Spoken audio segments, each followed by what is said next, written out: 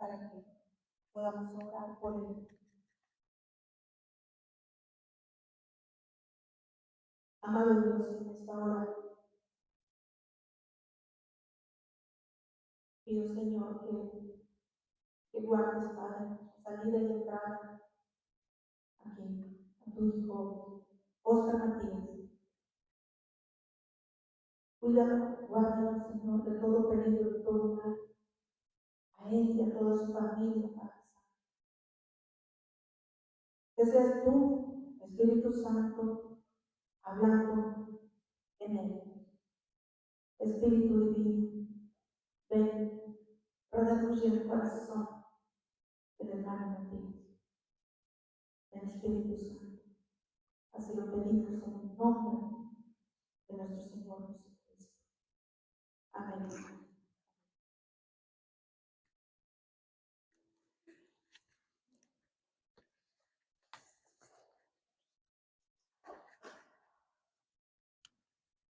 Muy buenas tardes, hermanos.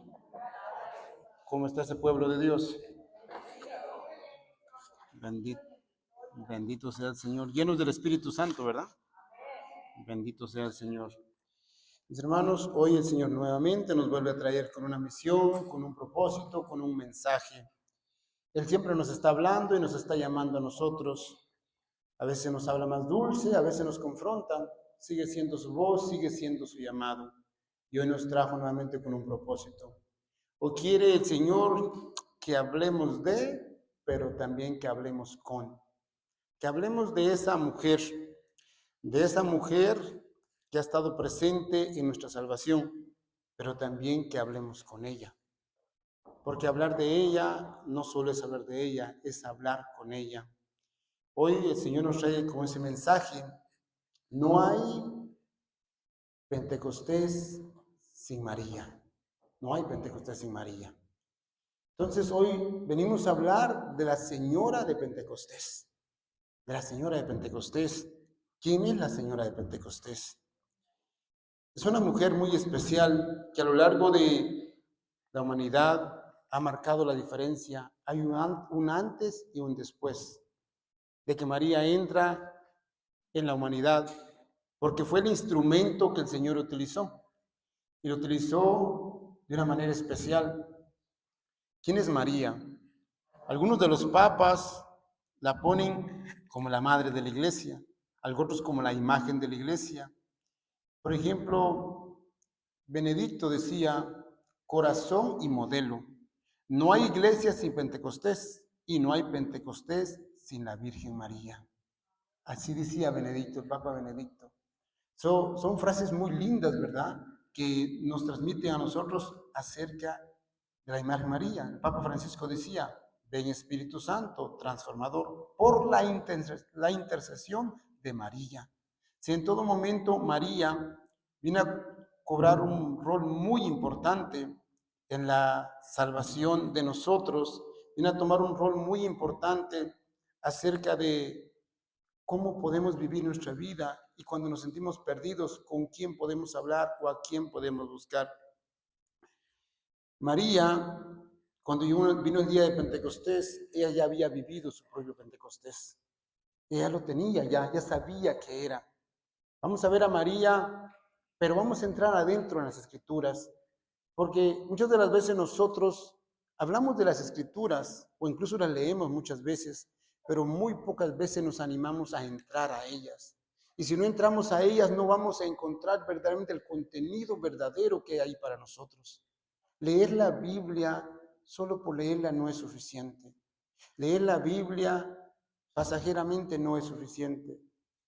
Cuando leemos la Biblia hay que permitirnos que el que estábamos llamando hace un momento, que se llama Espíritu Santo, nos tome y Él nos sumerja en la Sagrada Escritura. El Espíritu Santo vino sobre María con un propósito. Y hoy vamos a ir a las Sagradas Escrituras y vamos a ir por pausas para poder entender un poco a esta gran mujer, a este modelo del verdadero católico. Dice en Lucas 1:26, al sexto mes el ángel Gabriel fue enviado por Dios a una ciudad de Galilea llamada Nazaret, a una joven virgen que estaba comprometida en matrimonio con un hombre llamado José de la familia de David.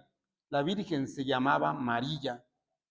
Y ahí nos narra todo lo que el ángel le dice, ¿verdad? Todo lo que nos dice, le dice el ángel que va a concebir, que va a dar a luz un hijo y que le pondrá Jesús. Y María escuchaba esas palabras del ángel, escuchaba el anuncio, escuchaba el mensaje, como ahorita estamos escuchando nosotros el mensaje.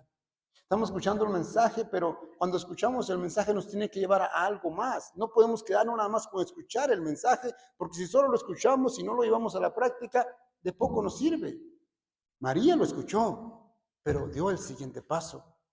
Le dice, entonces María contesta, ¿verdad? Y dice, María contesta.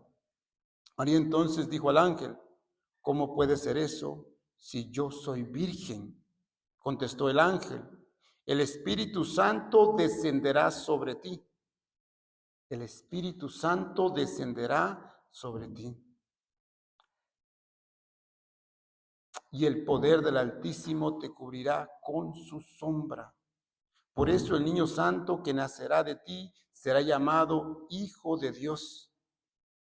También tu pariente Isabel está esperando un hijo en su vejez, y aunque no podía tener familia, se encuentra ya en el 6º mes de embarazo. Para Dios nada es imposible. El ángel está hablando a María y le dice lo que va a acontecer en ella.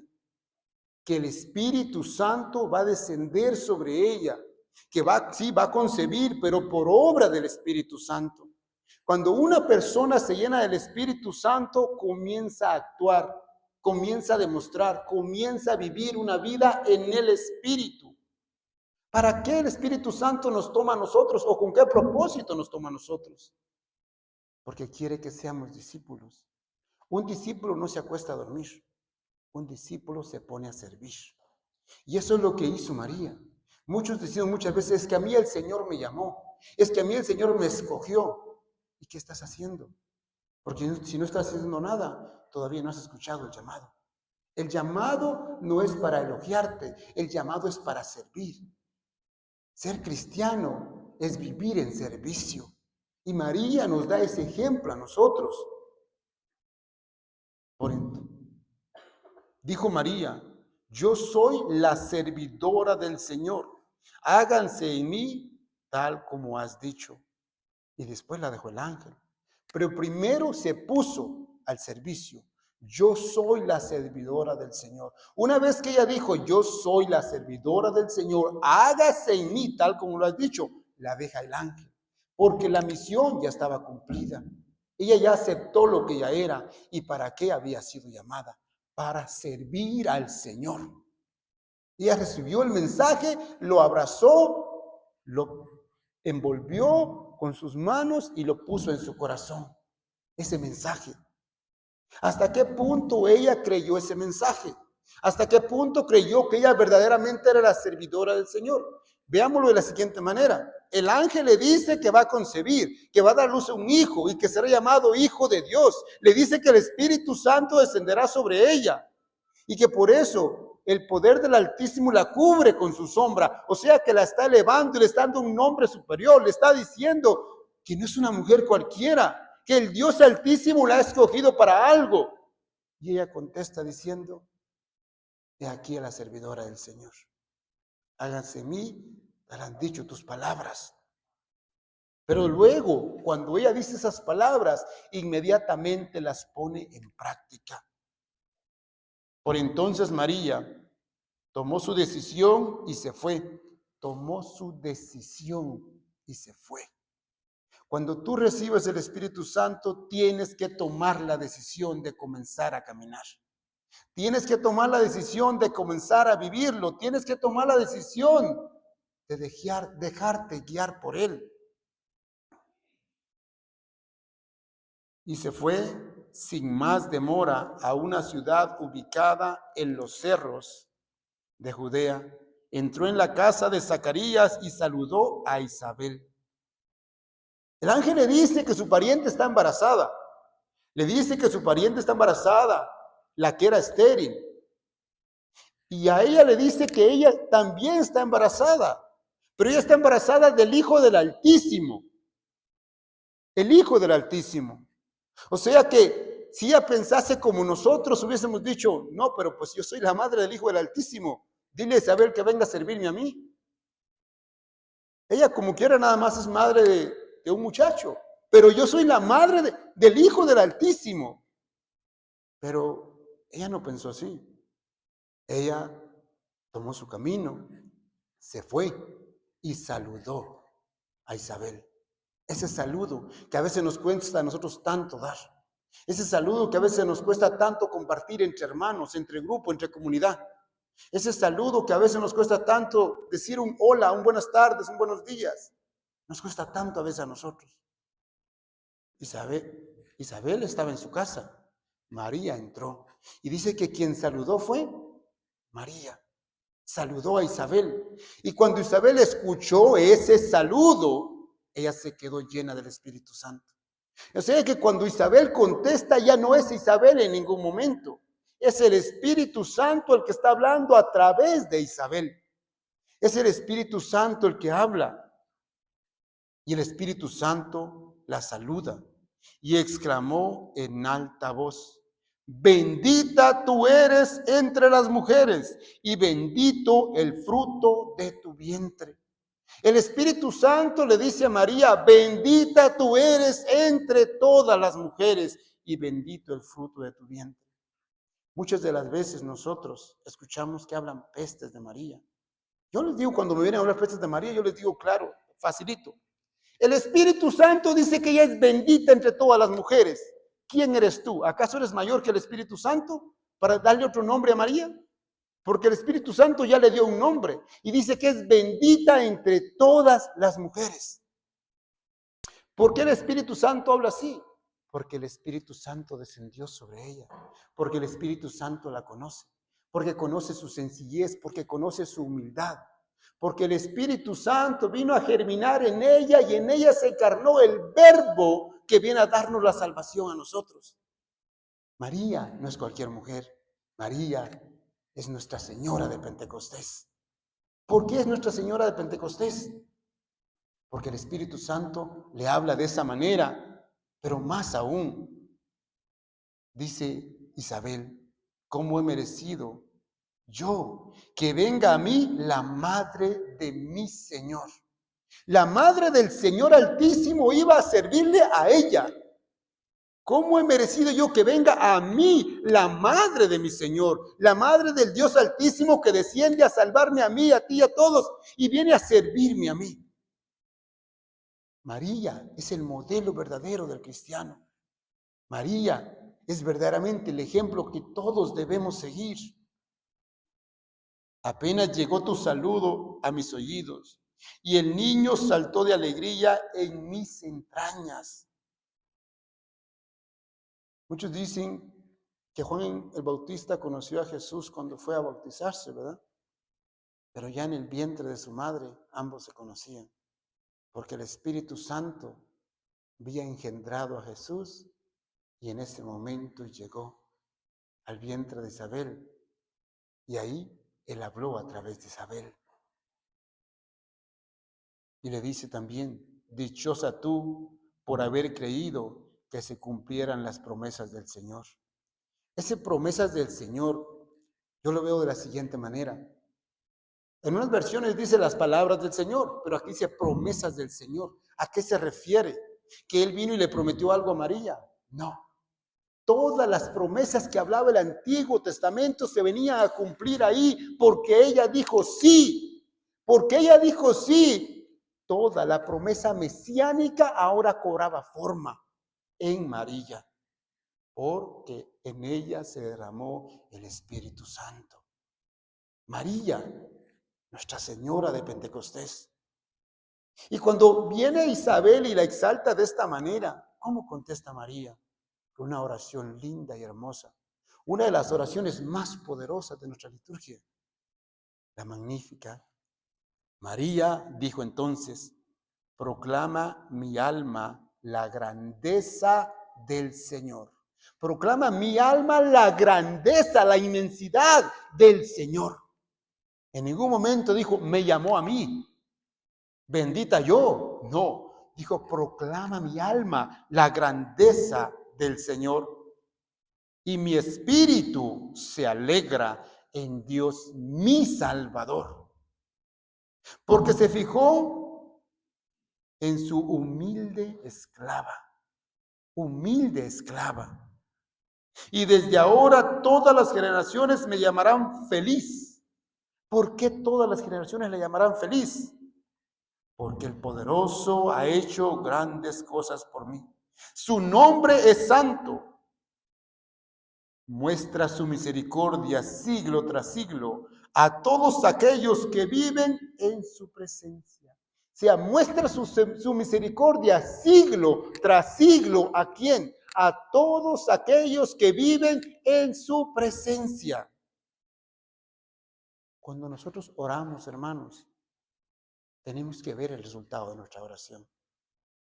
Si no estamos viendo el resultado de nuestra oración, tal vez todavía no estamos orando. Tal vez repetimos muchas palabras. Tal vez nosotros nos aprendimos muchas oraciones y repetimos lo que nos hemos aprendido, pero no estamos orando verdaderamente. Porque si tú oras de verdad, con la convicción, con la certeza de que estás hablándole a un Dios todopoderoso, que es omnisciente, omnipresente, Él en su misericordia te va a dejar ver el resultado de tu oración. Te va a dejar ver. Y si no te deja ver, pregúntate cómo está tu oración. Porque nuestra oración es nuestra vida espiritual. No oración, no hay vida espiritual. Poca oración, poca vida espiritual. Nuestra oración es nuestra vida espiritual. Muestra su misericordia siglo tras siglo a todos aquellos que viven en su presencia. Si tú vives en la presencia del Señor, cada oración que tú haces la vas a sentir, la vas a vivir y la vas a ver. Por eso tenemos que buscar vivir en la presencia del Señor para poder ver su misericordia día tras día, siglo tras siglo. Dio un golpe con todo su poder. No dice dio un golpecito, dio un golpe con todo su poder.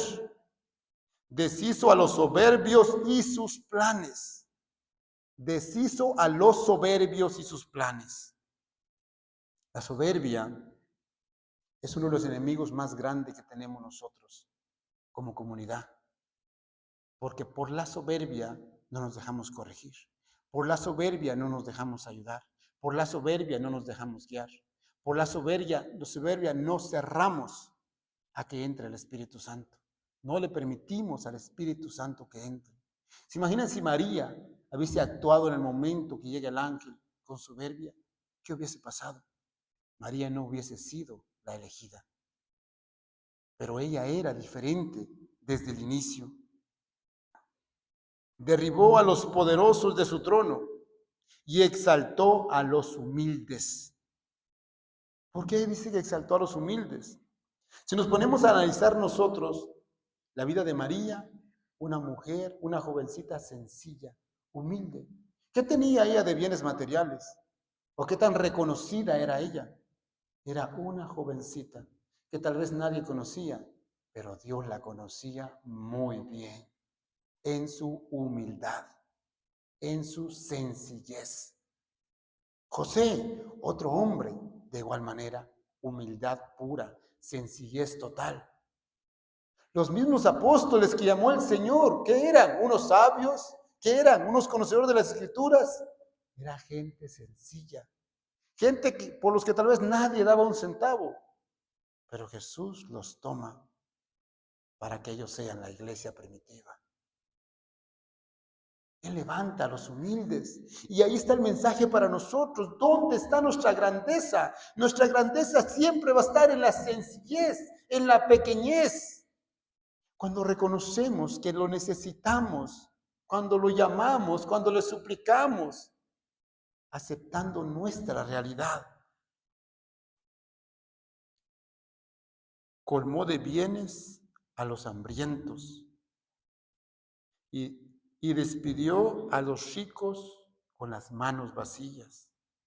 Socorrió a Israel su siervo, se acordó de su misericordia, como lo había prometido a nuestros padres, a Abraham y su descendencia para siempre. Esas promesas fueron las que María creyó.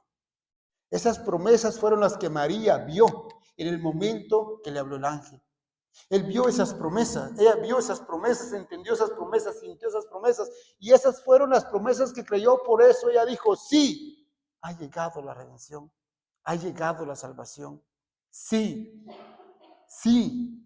Y ese sí de María, hoy todavía nos tiene hablando de ella. Pero ¿cómo vemos nosotros a María? ¿Quién es María para nosotros? ¿Cómo María actúa en nuestras vidas?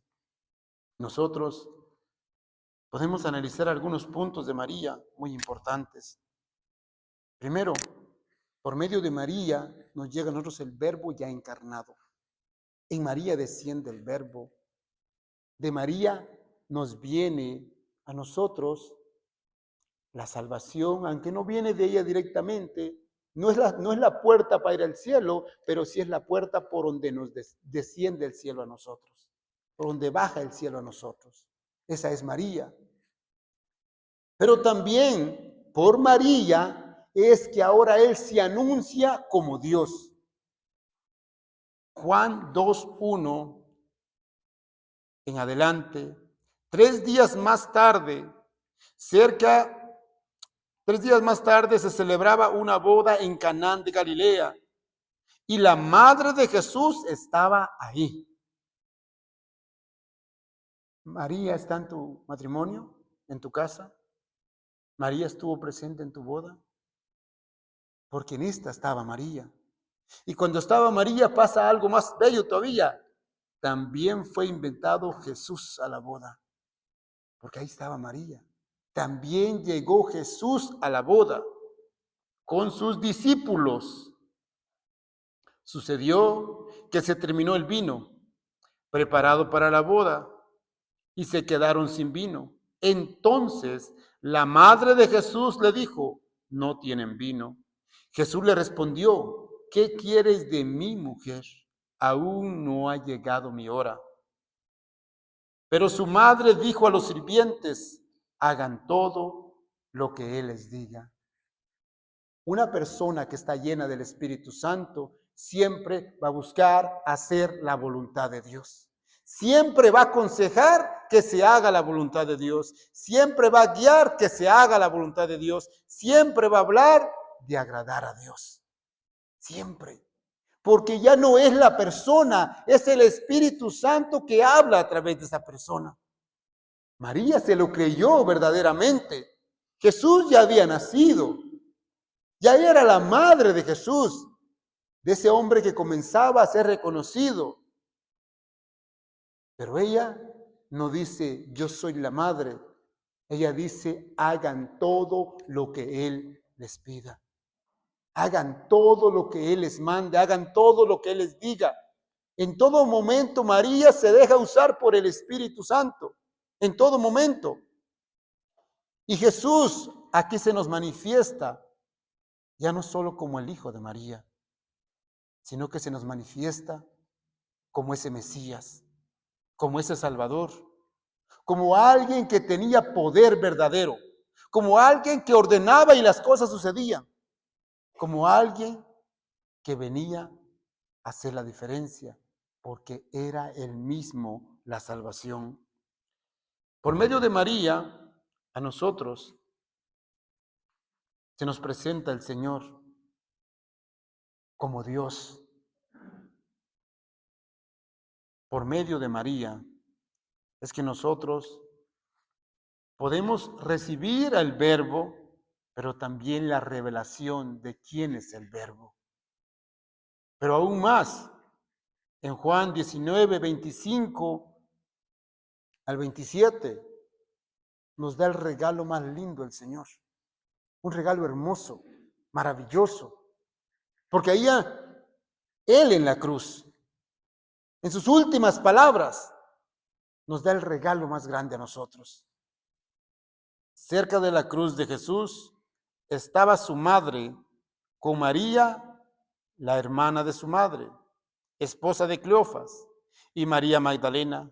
Jesús, al ver a la madre y junto a ella al discípulo que más quería, dijo a la madre: mujer, ahí tienes a tu hijo. Después dijo al discípulo: ahí tienes a tu madre. Y desde aquel momento el discípulo se la llevó a su casa. Y esto es palabra del Señor. El discípulo amado, Juan. ¿Cuánto no hablamos de Juan, del discípulo amado? Cómo él fue escogido por Dios para recibir más amor. Muchos pensamos de esa manera. El Señor lo ve como ese discípulo amado. ¿Por qué razón? Porque Juan fue libre para amar. Porque Juan llegó al punto donde lo dejó todo para ir a Jesús. Meditando en el monte de Getsemaní, cuando llegan todos por Jesús, cuando llegan a traer a Jesús, llega todo ese pelotón y apresan a Jesús. Y Jesús dice: ya me tienen a mí, dejen que todos se vayan. Y todos se van, todos salen corriendo, todos salen huyendo de ahí, por miedo a perder su vida. Y entonces se llevan a Jesús. Yo me imagino a esos discípulos huyendo, escondiéndose, con miedo, con temor a que los encontraran y los mataran. Juan, que también sale corriendo, se va a encontrar con María y le dice: han detenido al maestro. ¿Y María qué hizo?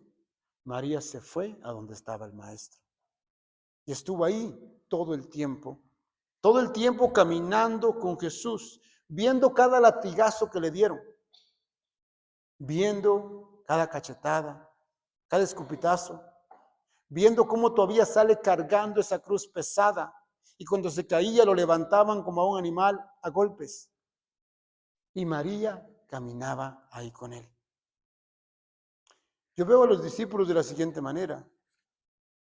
Y díganme ustedes, ¿cómo lo ven ustedes? Y veo a los discípulos de esta manera. Esos hombres, cuando aquel hombre que admiraban tanto, aquel hombre que hablaba tan bonito, aquel hombre que los enamoraba con su palabra, fue arrestado y ahora está despedazado. ¿Qué sentirían ellos? ¿Qué trauma tan grande sintieron? ¿Qué miedo tan inmenso sintieron? Todo ese camino, ellos escondidos y huyendo, porque tenían miedo que les pasara lo mismo que le había pasado a él. Por eso Pedro, que dijo: yo daría la vida por ti, Señor. Y le dice el Señor: cálmate, antes de que cante el gallo ya me habrás negado 3 veces. Y cuando llegó una sirvienta, ni siquiera llegó alguien del ejército, llegó una sirvienta y le dice: tú andabas con Jesús. Y dice: no, yo no andaba con él. Tuvo miedo. Veamos el trauma de cada uno de esos hombres. ¿Cómo sufrirían esos hombres? ¿Qué desesperanza tendrían al saber que aquel que era el Mesías, aquel que venía a liberarlos, a salvarlos, ahora estaba siendo despedazado, o mayor aún, estaba ya muerto en la cruz, o mayor aún, estaba ya enterrado? ¿Qué pensarían esos hombres? ¿Cómo se sentirían esos hombres? Eso eran ellos, que tenían 3 años de convivir con el Señor. Ahora imaginémonos cómo estaba María. Imaginémonos cómo estaba María. Ver a su hijo despedazado y ver cómo lo van despedazando poco a poco.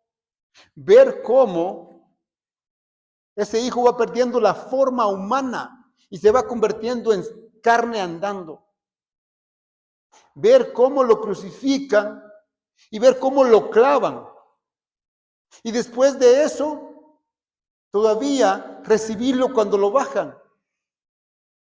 Ver el cuerpo de su hijo muerto, pero no solo muerto, sino muerto despedazado. ¿Alguna vez hemos pensado qué sentiría María?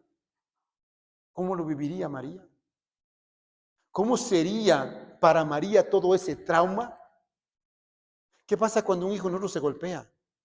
¿Cómo nos desesperamos? Nos asustamos. María vio a su hijo que lo iban matando lentamente, despedazando su cuerpo. ¿Cómo sería el trauma de María?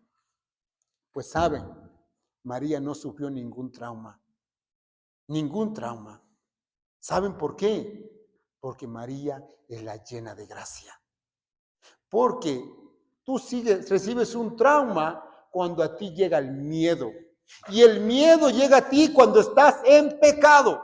Cuando no hay pecado en ti, el miedo no te puede hacer nada, no entra en ti. María no pecó, por eso ella no se traumó. Todo lo contrario, cuando todos estos discípulos andaban huyendo, andaban escondiéndose, ella oraba por ellos y los unificaba a cada uno de ellos. Ella vio morir a su hijo, vio cómo fue despedazado. ¿Y ella qué hacía a esa distancia?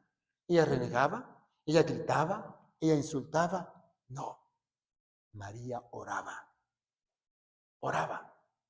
A la distancia caminaba orando. Todo el tiempo orando. Cuando todos estos discípulos estaban con miedo escondidos en esa casa, ella llegaba y los animaba. ¿Saben por qué? Porque ellos todavía no habían entendido que todo esto tenía que pasar. Pero a María, desde el momento que le dijo el ángel que iba a quedar embarazada, ella sabía todo lo que iba a pasar. Ella venía y les decía, ánimo, oremos, tenemos que orar, tenemos que estar en oración, porque se está cumpliendo la promesa del Señor, nos ha llegado la redención, ha venido a nosotros la salvación. María, viendo a su hijo despedazado, oraba por todos los demás. Cuando aquí vemos que se la entrega a Juan como madre, digamos en ese entonces, en la comunidad judía, una mujer que quedaba viuda, ella ya era viuda, y sin un hijo, pues era una mujer desprestigiada, que no tenía un respeto, no tenía nada.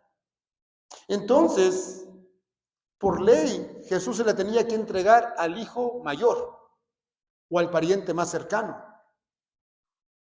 Y con este texto bíblico, por la misericordia del Señor, le tumbo todas esas doctrinas protestantes que dicen que María tuvo más hijos.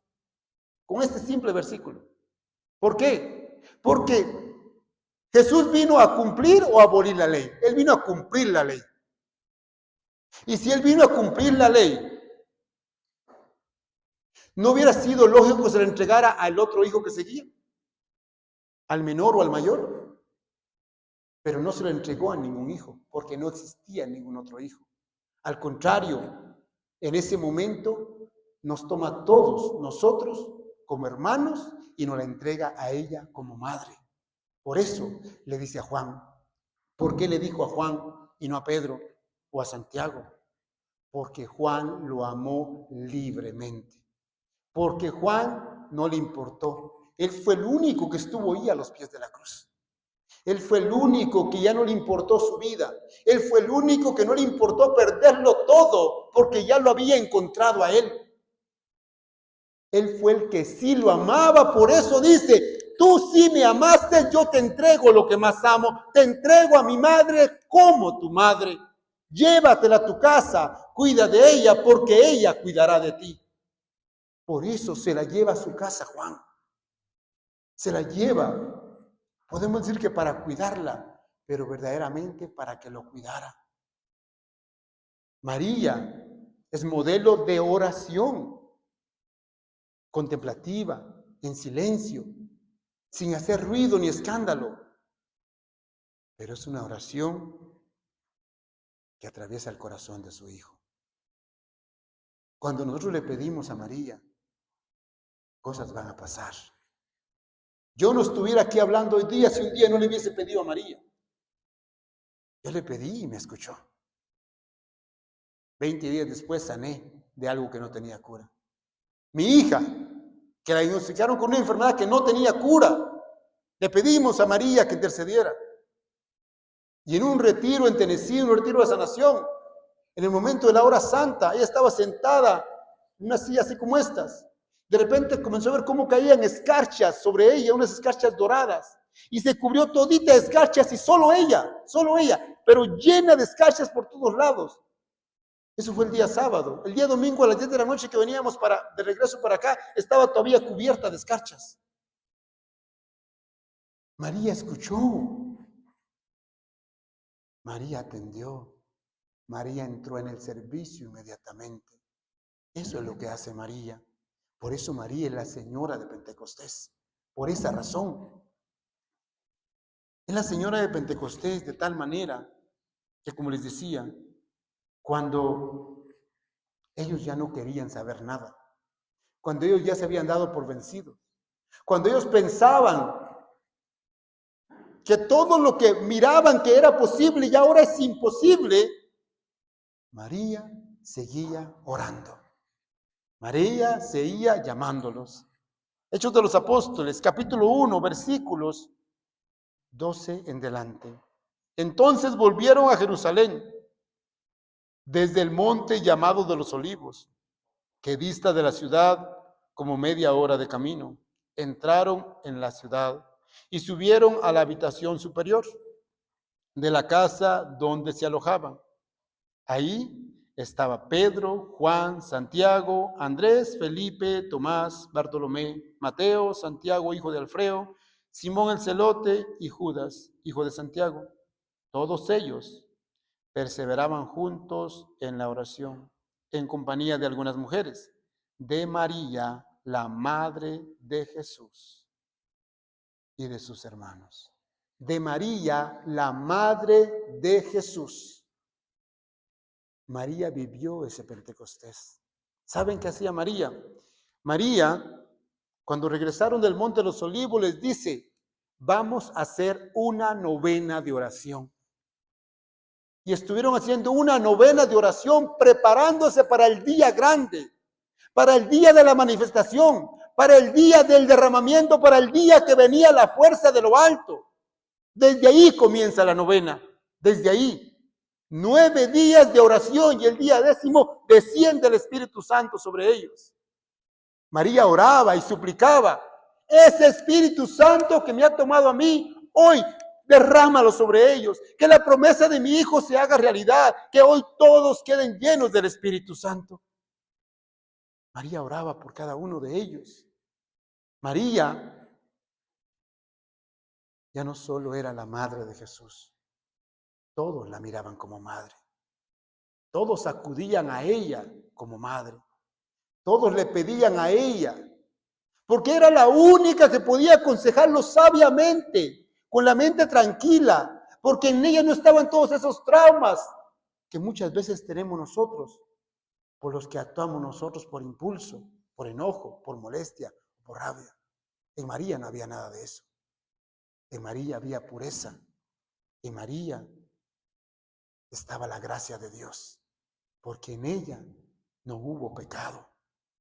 Por eso ella es la imagen de la iglesia. Cuando hablamos de María y hablamos de la iglesia, estamos hablando de la misma persona. María es una madre, la iglesia es nuestra madre. María es la imagen de la iglesia y de la fe que nosotros vivimos. María es la señora de Pentecostés y ahí, en esa habitación superior, reunida con todos ellos, veamos a María nosotros ahí. ¿Cómo estaría esa mujer?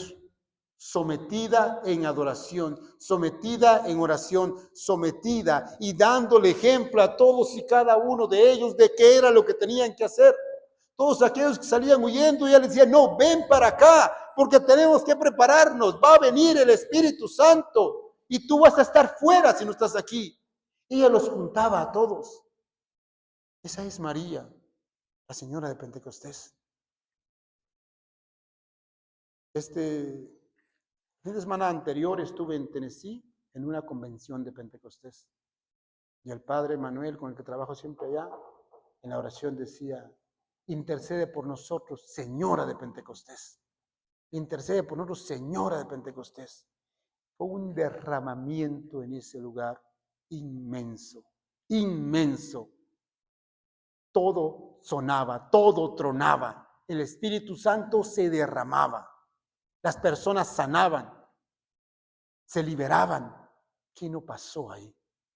¿Y saben? Era en un lugar aislado, alejado de todo. Una capilla en una montaña. No había ni música. No teníamos al principio ni micrófono, nada, al natural.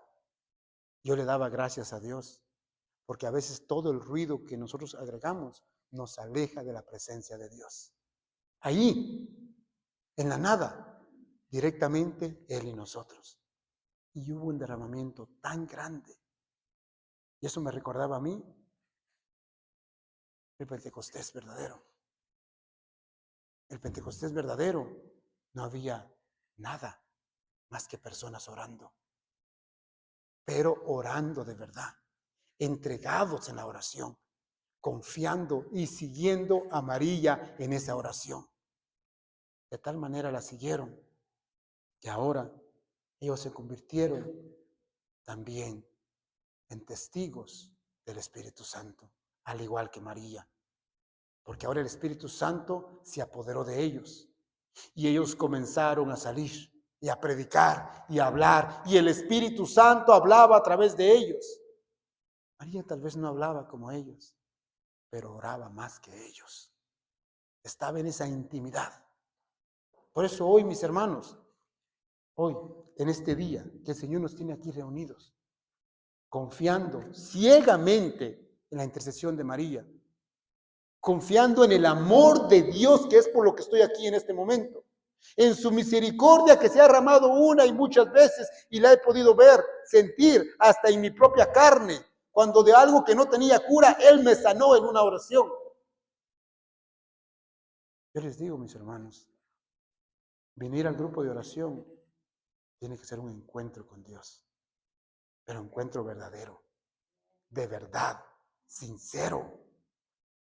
No vengamos a ver cómo se vistió, cómo habló, cómo dijo, qué dijo, por qué cantó. No, vengamos a encontrarnos con el Señor.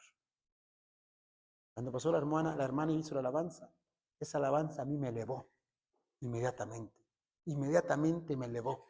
Esa conexión inmediatamente con el Santo y Divino Espíritu de Dios. Verdaderamente. Él siempre quiere. Él siempre quiere. Pero la pregunta es, ¿nosotros queremos?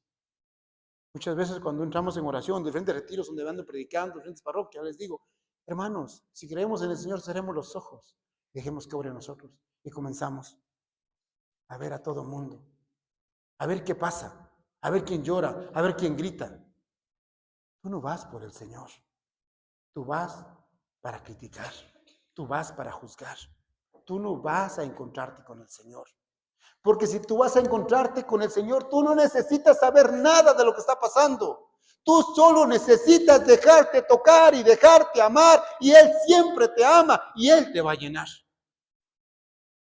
Pero si tú te preocupas por los compañeros más que por el Señor, no vas a avanzar, no vas a pasar de ahí, tristemente. Cuando voy a visitar enfermos, hay algo que me entristece mucho. Cuando voy a casas, a veces me preparan unas grandes comidas, pero al momento de la predicación ni siquiera quieren escuchar. Y digo, no, yo gracias a Dios ayuno, no se preocupen, ni voy a comer. Lo importante no es que me atiendan a mí, lo importante es que atiendan al Señor. Él es el que importa, Él es el que importa. Todo lugar, toda parroquia que me presenta aquí, porque ya me conocen, mi nombre, pero yo ni mi nombre digo nunca, porque mi nombre no importa, mi nombre no salva. El que salva es el nombre de Jesús. Y es en su nombre que yo estoy aquí, por su misericordia que he venido aquí. Y confiando en su amor, hoy les digo, mis hermanos, ¿traes dolor? ¿Traes enfermedad? Y ando caminando con el médico. ¿Quieres sanar? Deja que el médico te sane. Permítele que te sane. Entrégale tu dolor. Entrégale tu corazón. Entrégaselo. Pero de verdad, date una oportunidad. No te pido mucho. 10, 15 minutitos. 10, 15 minutitos. Date la oportunidad. Date la oportunidad de tu vida. ¿Saben por qué yo predico la palabra de Dios? ¿Saben por qué yo predico la palabra de Dios? Yo no predico porque yo creo que hablo bien, porque sé que no hablo bien. No predico porque conozca mucho, porque no sé nada. No predico porque he visto milagros. No predico porque Él ha sido bueno conmigo, aunque sí lo ha sido, y milagros sí los he visto. ¿Por qué predico entonces? Porque creo en Dios. Y estoy seguro que Dios te ama a ti de la manera que eres y quiere un trato contigo de la manera que eres. No te preocupes por lo que vas a dejar, pero sí preocúpate por dejarte amar. Porque si te dejas amar, Él te va a transformar. Y aquello que tú no puedes dejar, Él te lo va a quitar. Yo predico porque creo en Él. He visto muchos milagros. Y cuando digo muchos, es muchos milagros. He visto hombres muertos que vuelven a la vida en la oración, muertos en los hospitales. He visto personas desahuciadas que después de la oración ya tienen cura, ya se curaron. He visto familias deshechas que vuelven a ser familias. Yo no tengo duda del amor de Dios. Por esa razón estoy aquí. No tengo duda del amor de Dios. Pero no camino con Él por milagros. Camino con Él por amor. Y no quiero dejar de caminar con Él nunca. Porque sin Él nada soy. Pero en Él lo encuentro todo. Mis hermanos, démonos la oportunidad. Esos 15 minutitos que les pido. Y en esos 15 minutitos, cierren sus ojos. Cierren sus ojos. Y ahí con los ojos cerrados, vamos a entrar en esa intimidad con el Señor.